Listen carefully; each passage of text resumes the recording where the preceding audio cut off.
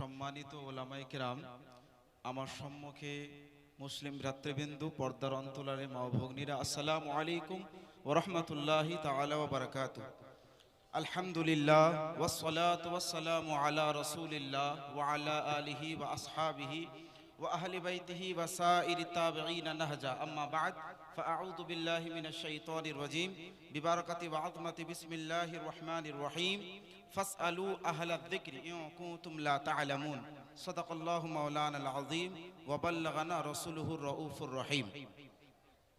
যাবতীয় গুণগান আল্লাহ পাকের জন্যই, তারপরেই পরে অসংখ্য শান্তির ধারা বর্ষিত হোক আমার ও আপনার সমগ্র জাহানের যিনি সর্দার নবী মোহাম্মদ মুস্তাফা সাল্লাল্লাহু আলাইহি সাল্লামের দরবারে কোটি কোটি দরুদ ও সালামের ধারাও পারা অর্পিত হোক। সবাই বলি আল্লাহুম্মা আমিন। আল্লাহুম্মা আমিন। সময়কে সামনে রেখে আমি 13 থেকে 14 মিনিটের মধ্যে আমি আমার এই মূল্যবান বিষয়টি সম্পূর্ণ করার চেষ্টা করব। বিষয়টি লম্বা, কিন্তু খুব সংক্ষিপ্তভাবে কয়েকটি কোরআনের একটি আয়াত, একটি হাদিস এবং কয়েকটি যুক্তি দিয়ে আমি বিষয়টা প্রমাণ করার চেষ্টা করব।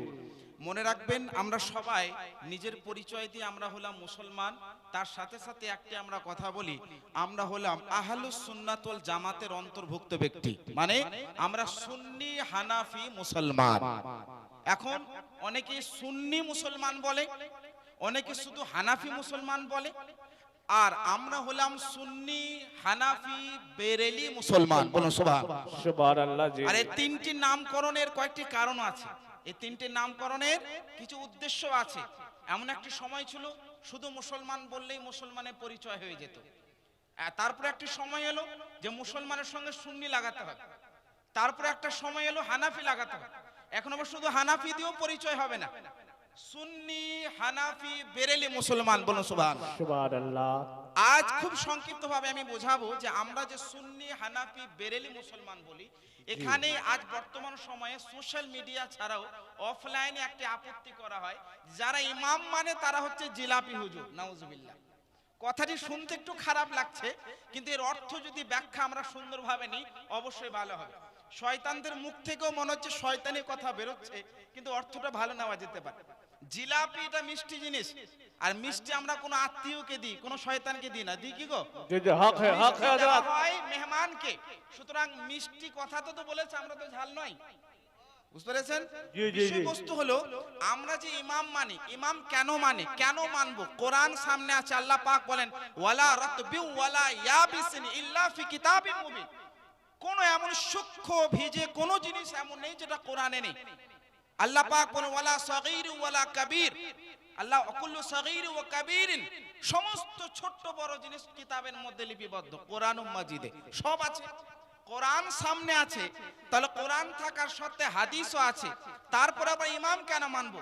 ইমাম মানলো মানেই ব্যক্তিরা মুসলমান থেকে খারিজ এবং মুশরিক, নাউজুবিল্লাহ, এই বাক্য লাভ করে। এর অনেক উত্তর হতে পারে, আমি সংক্ষেপে একটি কথাই বলবো। ইমাম আমরা এই জন্য মানি কারণ, ইমাম এই জন্য মানে কারণ আল্লাহর নবীর যারা সাহাবী, সাহাবীদের মধ্যে অনেক সাহাবী এক সাহাবী আরেক সাহাবীর কথার উপরে আমল করেছেন। জি জি, সুবহানাল্লাহ। সাহাবীদের সংখ্যা কতগুলো কেউ জানেন? আমি নবী মুস্তাফা সাল্লাল্লাহু আলাইহি ওয়াসাল্লামের যুগের সাহাবীদের থেকে দলিল দিচ্ছি আপনাদেরকে। সাহাবায়ে কেরামের সংখ্যা সুনিশ্চিত করার জন্য সুনির্দিষ্ট করাটা অসম্ভব, তবে একাধিক মুহাদ্দিসিনে কেরাম এবং একাধিক ব্যাখ্যাকার ব্যাখ্যা করেছেন। তার মধ্যে একটি কিতাব, সুবিখ্যাত কিতাব, উলামায়ে কেরাম জানেন, আপনারাও এটা নামটা মনে রেখে দিবেন, তাদরিবুর রাবি। এই কিতাবের মধ্যে লিপিবদ্ধ রয়েছে যে সাহাবায়ে কেরামের সংখ্যা প্রায় 1,14,000-এর অধিক। অনেকে অনেকভাবে লিখেছেন, আমি এতটাই যদি ধরে নিই 1,14,000-এর অধিক সাহাবায়ে কেরাম। সবাই কি ফাকহি ছিলেন? সবাই কি ফতোয়া দিতেন? সবাই কি মাসাইল বের করতেন? না। একাধিক হাদিস দ্বারা বিদ্যমান একটি হাদিস আপনাদের সামনে আমি উপস্থাপন করছি, যে হাদিসটা আপনারা দেখে নিতে পারেন, একাধিক গ্রন্থের মধ্যে উল্লেখিত রয়েছে। তার মধ্যে একটি কিতাব সবাই জানেন, বারবার পড়েন, আরো একবার বলে দিই, সহিহুল বুখারী, হাদিস নম্বর 5392। এই হাদিসখানা সাইয়্যিদুনা আব্দুল্লাহ ইবনে আব্বাস রাদিয়াল্লাহু তাআলা আনহুমা সম্পর্কে এসেছে যে আহলে মদিনা, আন্না আহলাল মদিনাতি, মদিনাবাসীরা, সাআলু, তারা জিজ্ঞাসা করলেন, কাকে? ইবনে আব্বাস রাদিয়াল্লাহু তাআলা আনহুমা, সাইয়্যিদুনা আব্দুল্লাহ ইবনে আব্বাস রাদিয়াল্লাহু আনহুমা, যিনাকে মুফাসসিরে আযমে কোরআন বলা হয়, মানে কোরআনের ব্যাখ্যাকারী সাহাবী।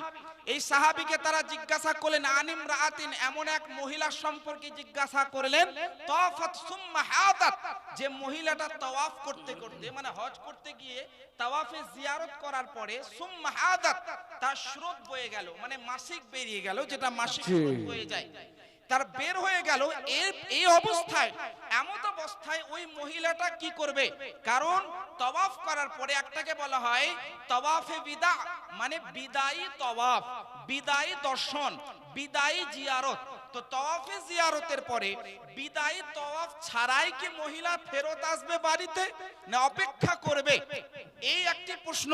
এই সাহাবী হযরত আব্দুল্লাহ ইবনে আব্বাস রাদিয়াল্লাহু তাআলা আনহুমা বললেন, ক্বালা লাহুম তানফির, ওই মহিলা বাড়ি ফেরত আসতে পারে। ক্বালু, মদিনাবাসীরা তখন বললেন, লা নাখুদু বিকাউলিকা ওয়া নাদাউ কাওলা যায়েদ, আমরা কি করে আপনার বাক্যটা গ্রহণ করে নেব, আপনার প্রদান করা ফতোয়াটা গ্রহণ করে নেব, আর হযরত যায়েদ ইবনে সাবিত রাদিয়াল্লাহু তাআলা আনহুর বাক্যটা, ওনার ফতোয়াটা কিভাবে আমরা ছেড়ে দেব?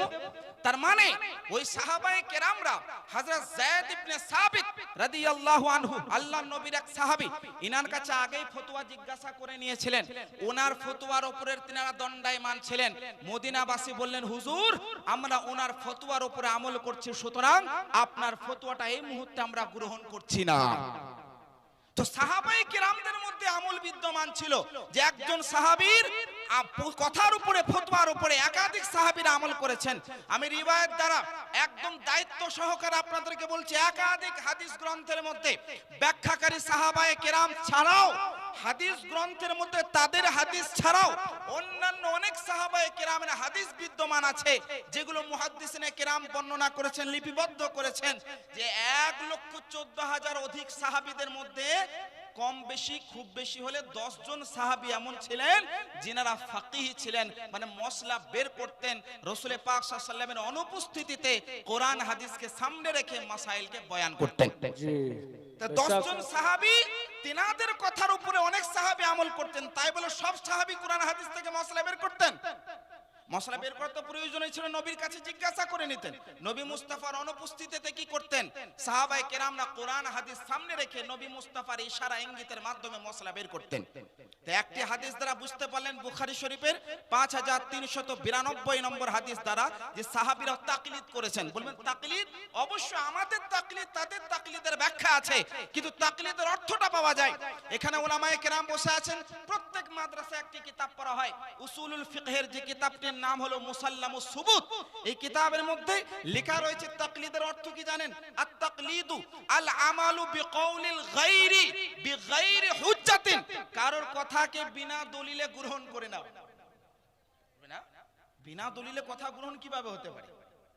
কারোর কথাকে দলিল ছাড়াই?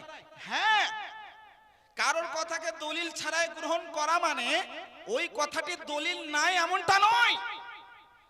আমরা দলিলটা দেখি না, কারণ ওই মহান ব্যক্তিত্বের উপরে নির্ভর করে, ভরসা করে ওনার কথার উপরে আমল করি। বেশক। এর মানে এটা নয় যে ওনার কাছে দলিল নেই। ওনার কাছে কোরআন ও হাদিসে দলিল আছে, তবে আমরা সেটাকে দেখি না, প্রয়োজন হয় না, কারণ তার উপরে ভরসা এবং নির্ভর করি। কি করে, কেন? তার একটি উত্তর আপনাদেরকে দিই। সুনানে আবি দাউদ, এই আপনাদের সামনে লেখা আছে সুনানু আবি দাউদ, ইমাম আবু দাউদ ইনার লেখা কিতাব। আবু দাউদ শরীফের মধ্যে 1758 নম্বর হাদিস, কিতাবুল মানাসিকের মধ্যে হাদিসখানা লিপিবদ্ধ আছে। এই হাদিসখানা হযরত মুআজ ইবনে জাবাল রাদিয়াল্লাহু তাআলা আনহু সম্পর্কে এইভাবেও বলা হয়েছে, আন মুআজ, হযরত মুআজ ইবনে জাবাল রাদিয়াল্লাহু আনহু বলেন, লাম্মা আরাদান নবী সাল্লাল্লাহু আলাইহি সাল্লাম আই ইয়াবআসানি ইলাল ইয়ামান, আল্লাহর নবী যখন আমাকে ইয়ামান শহরের কাজে নিয়োজিত করলেন, ইয়ামান শহরে যখন পাঠাচ্ছেন, আল্লাহর নবী নিজের সাহাবীকে জিজ্ঞাসা করছেন, কাইফা তাকদি ইদা আরাদা লাকা কাযা, হে আমার সাহাবী, তোমার কাছে যদি কোনো মসলা, কোনো মুকদ্দমা, কোনো কেস চলে আসে, তার সমাধান কিভাবে করবে, তার ব্যাখ্যা কিভাবে দেবে? তার বিচার কিভাবে করবে, তার জাস্টিস কিভাবে করবে। তো সাহাবী বলেন আকদি বিকিতাবিল্লাহ, ইয়া রাসূলুল্লাহ আমি মহান গ্রন্থ পবিত্র কোরআন শরীফ থেকে ওই কেস বা ওই মামলা বা মুকদ্দমার বিচার করে দেব। জি সুবহানাল্লাহ বেশক। যারা বলে আজকে কোরআনে সব আছে, কোরআন মানলেই তো হবে, তো আল্লাহ নবী চুপ থাকতে পারতেন, কিন্তু আল্লাহ নবী এতটুকুতে চুপ থাকলেন না। আল্লাহ নবী বলেন ফাইল্লাম তাজিদ ফি কিতাবিল্লাহ, বেশক। এ আমার সাহাবী তুমি যদি কিতাবে মশলাটা সমাধান না পাও, কিতাবে তো সবই আছে, তো আল্লাহ নবী বললেন না যে কিতাবে যদি না থাকে, বলেন ফাইল্লাম তাজিদ, তুমি যদি কিতাবে না পাও, তো আল্লাহর নবীর প্রশ্নের পরে আল্লাহর নবী সাহাবী বলেন আকদি বিসুন্নতি রাসূলিল্লাহ, সুবহানাল্লাহ ইয়া সুবহানাল্লাহ রাসূলুল্লাহ, বেশক। আমি কোরআনের ইঙ্গিত ইশারা যদি না বুঝতে পারি, মশলার সমাধান যদি আমি না পাই, আমি আপনার সুন্নতের উপরে আমল করে আপনার সুন্নতকে দেখে আমি মশলার সমাধান দিয়ে দেব। আল্লাহ নবী এতটুকুতে চুপ হয়ে গেলেন না।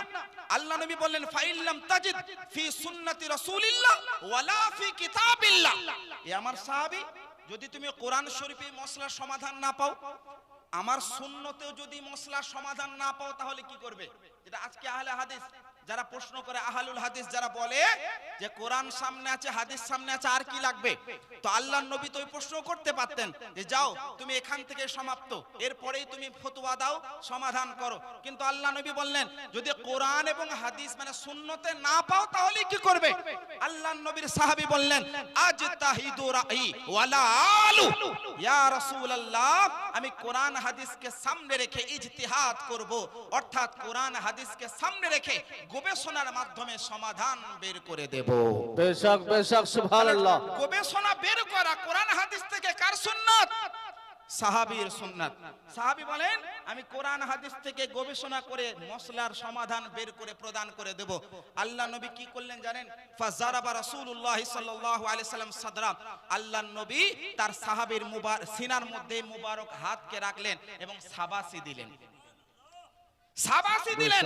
তারপরে বললেন আলহামদুলিল্লাহ হিল্লাযী ওয়াফাকা রাসূলিল্লাহি লিমা ইউরদি রাসূলুল্লাহ, অর্থাৎ আল্লাহর প্রশংসা যে আল্লাহ নবীর নিয়োজিত কাসিদ অথবা কাজী তাকে এমন কাজ করার সামর্থ্য আল্লাহ দান করেছে যে কাজ আল্লাহর নবীকে সন্তুষ্ট করে দিয়েছে। সুবহানাল্লাহ বোঝা গেল সুবহানাল্লাহ। এই হাদিস থেকে ইজতিহাদ প্রমাণ হয়, মানে গবেষণা করার দলিল পাওয়া যায়, তাকলিদ ও পরোক্ষভাবে প্রমাণ হবে। কেমন ভাবে? ওই যে সাহাবী ইয়ামান শহরে যাওয়ার পরে অনেক মশলার সমাধান উনি কোরআন হাদিসের গবেষণা করে দিয়েছেন না দেন নাই? উনি যখন বলেন কোরআন হাদিস থেকে গবেষণা করে সমাধান দেব, তিনি ইয়ামান শহরে গিয়ে অনেকগুলো মাসাইলের সমাধান দিয়েছেন না দেন নাই? তার সমাধানগুলো দেওয়ার পরে সেই যুগের তাবেঈ অথবা যারা সাহাবী ছিলেন তারা ওর উপরে আমল করেছেন না করেন নাই? করেছেন। তাহলে যারা ওনার গবেষণা করা মশলার উপর আমল করলেন তারা ওই সাহাবীর তাকলিদ করেছেন না করেন নাই? সুতরাং বোঝা গেল তাকলিদ করাটা এটা সেই যুগ থেকে বিদ্যমান ছিল, যদিও বা আমাদের তাকলিদ এবং তাদের তাকলিদের অর্থ আলাদা।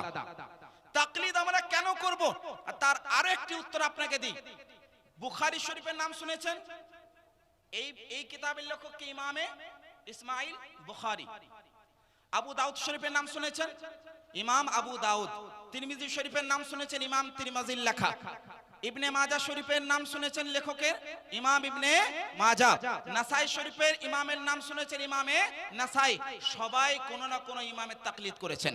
জি জি বেশক। ইমামে বুখারী মুকাল্লিদের শাগির্দ ছিলেন, ইমামে আবু দাউদ, ইমামে নাসাই, ইমামে আহমদ ইবনে হাম্বল রাহমাতুল্লাহ আলাইহির মুকাল্লিদ ছিলেন। বেশক। ইমাম ইবনে হাজার আল আসকালানী রাহমাতুল্লাহি তাআলা আলাইহি ইনি নিজে ইমামে শাফিঈ রাহমাতুল্লাহ আলাইহির তাকলিদ করতেন। এছাড়াও একাধিক মুহাদ্দিসিনে কেরাম যারা ইমামগণের তাকলিদ করেছেন। তাহলে একটা সহজ ভাষায় আমি বলবো, যদি কেউ বলে ইমাম কেন মানো, কি বলবেন? বুখারীর লেখক ইমাম মানে, আবু দাউদ শরীফের লেখক ইমাম মানে, তিরমিজি শরীফের লেখক ইমাম মানে, নাসাই শরীফের লেখক ইমাম মানে। এছাড়াও যে সমস্ত হাদিসের কিতাবগুলো দেখে আপনাদেরকে প্রশ্ন করে না যে কোরআন হাদিস থাকলে হবে ইমাম মেনে কি হবে, ওই সমস্ত লেখকগুলো ইমাম মানে। বলুন সুবহানাল্লাহ। তাহলে বোঝা গেল ইমাম মানাটা এটা আমাদের শুধু আমল না, যাদের কাছ থেকে আমরা ইসলাম পেলাম, যাদের কাছ থেকে আমরা হাদিসের ব্যাখ্যা পেলাম, এনারা সকলেই কোন না কোন ইমামকে মেনেছেন, কোন না কোন ইমামের তাকলিদ করেছেন। এবার প্রশ্ন হলো, সাহাবীরা যখন তাকলিদ করেনি, ইমাম মানে না, আমরা কেন মানব? অনেকে প্রশ্ন করে, আর আমি তার একটু ব্যাখ্যা দিয়ে দিয়েছি। তাদের তাকলিদ আমাদের মতো না হলেও তাকলিদের অর্থ বিদ্যমান ছিল। আমি মেনে নিলাম তারা তাকলিদ করেন নাই, কেন করেন নাই? একটা উত্তর শুনুন। এই প্রশ্নটা কেমন হলো জানেন? যে নবী কার উম্মত? নবী তো কারোর উম্মতি নয়। সুতরাং নবী যখন কারোর উম্মতি নয়, তাহলে আমরাই বা কেন উম্মতি হব? মানে নবী কার উম্মতি, তো নবী কার উম্মতি হবেন? নবীর উম্মতি হবে। নবী কেন উম্মতি হবেন? কারণ নবী হলেন সরদার, নবীর উম্মতি হবে। তদ্রূপ সাহাবীদের কোন ইমাম হবে না, সাহাবীরা সমস্ত ইমামের ইমাম। ইমাম আযম, ইমাম শাফিঈ, ইমাম মালিক, ইমাম আহমদ ইবনে হাম্বল, এছাড়া সমস্ত আইম্মায়ে কেরাম, ইনাদের ইমাম হলেন সাহাবীরা। সুতরাং সাহাবীদেরকে আলাদাভাবে ইমাম হতে হবে না। আমি আরেকটা আপনাদের ভাষায় আপনাদের বোঝার জন্য উদাহরণ দিই, আপনাদের বোঝার জন্য। এই নদীর চর, আপনাদের এখানে বসবাস করছেন, নদীর পানি সর্বপ্রথমে যে জমিটাতে পড়ে, ওই জমিটাতে মেশিন দিয়ে, পাইপ দিয়ে আর সেচাই করার প্রয়োজন হয়। কিন্তু দূরে জমি থাকলে সেগুলোতে প্রয়োজন হয় না, হয় না? সাহাবীরা ছিলেন সাফে আউয়ালের ইমাম, মানে প্রথম জামানার নবী মুস্তাফার মুক্তাদি, নবী মুস্তাফার জামানার সাহাবীরা নবীর মুবারক জুবান থেকে হাদিস কোরআন শুনেছেন। সুতরাং তাদেরকে কোনো ইমাম মানার দরকার হয় নাই, কারণ ডাইরেক্ট তারা সরাসরি নবী মুস্তাফার দরবার থেকে প্রশ্নের জবাব পেয়ে যেতেন। ডাইরেক্ট নবী মুস্তাফার দরবার থেকে সমাধান পেয়ে যেতেন।